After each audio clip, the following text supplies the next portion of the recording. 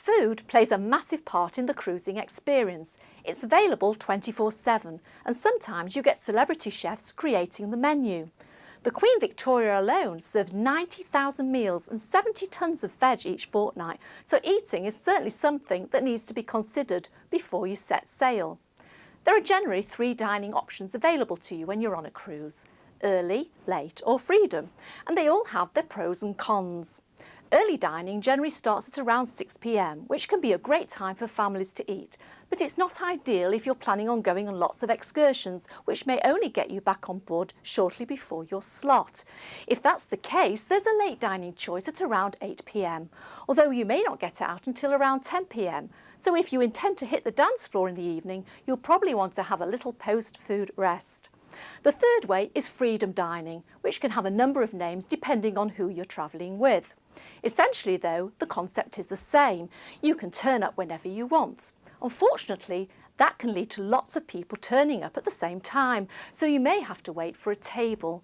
When you do sit down, you'll be placed wherever there's a space, rather than with the same crowd as other nights, as you would with fixed time dining.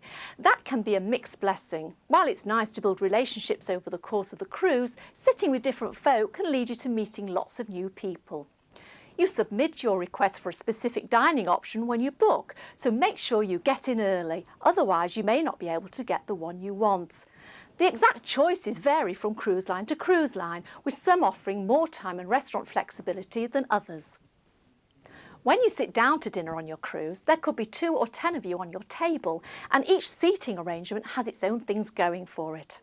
A table for 2 is going to be intimate, and you may enjoy the romantic feeling. But if you have a disagreement over something, it doesn't leave you with many places to turn.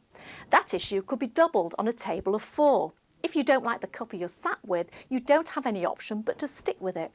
Of course, if you get on famously, you'll love the idea of seeing your cruise friends each night so you can compare stories.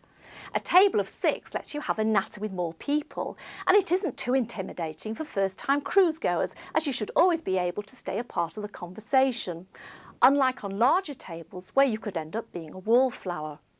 However, if you're full of fun and enjoy crowds, 8 or 10 person tables could be perfect, as you can get a bit of a party atmosphere going. Just be aware that you're dining at the pace of the slowest person, so you may get a little impatient if you're waiting for them every night. Rather than being stuck in a situation you're not comfortable with, you can always ask to be seated separately when you book, or check out the flexible dining options. Just be aware that these vary from ship to ship, so they'll be subject to availability. You're more likely to get a table for 2 in speciality restaurants, so the intimacy can be ramped up, great for birthdays and anniversaries. For a surcharge, passengers could enjoy a menu that's been created by celebrity chefs that may cost the best part of £200 in their restaurants on land. Make sure you plan your special meals early on, because while one cruise line may have a specialist Mediterranean menu, another may have sushi or a steakhouse. Booking early can guarantee you a place and enable you to make the most of your holiday. If you've got any questions about the kind of dining experience you want, why not speak to our consultants, who are always happy to lend a hand.